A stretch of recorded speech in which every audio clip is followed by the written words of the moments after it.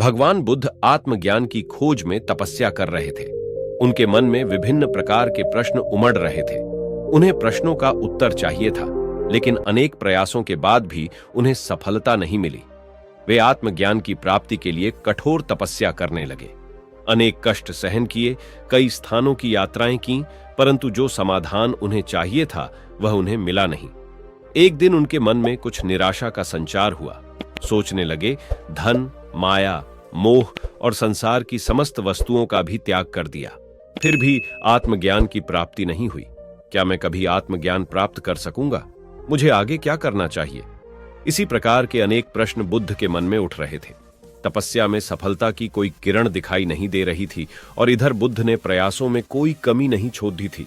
वे उदास मन से इन्हीं प्रश्नों पर मंथन कर रहे थे। इसी दौरान उन्हें प्यास लगी। वे अपने आसन से उठे और जल पीने के लिए सरोवर के पास गए। वहां उन्होंने एक अद्भुत दृश्य देखा। एक गिलहरी मुंह में कोई फल लिए सरोवर के पास आई। फल उससे छूटकर सरोवर में गिर गया। गिलहरी ने देखा, फल पानी की गहराई में जा रहा है। गिलहरी ने पानी में छलांग लगी दी।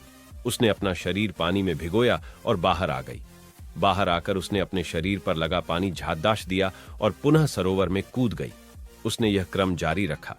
बुद्ध उसे देख रहे थे, लेकिन गिलहरी इस बात से अनजान थी। वह लगातार अपने काम में जुटी रही। बुद्ध सोचने लगे, ये कैसी गिलहरी है? सरोवर का जल यह कभी नहीं सुखा सकेगी, लेकिन इसने हिम्मत नहीं हारी।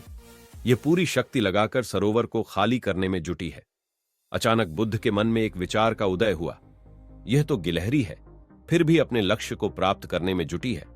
मैं तो मनुष्य हूं। आत्मज्ञान प्राप्त नहीं हुआ तो मन में निराशा के भाव आने लगे।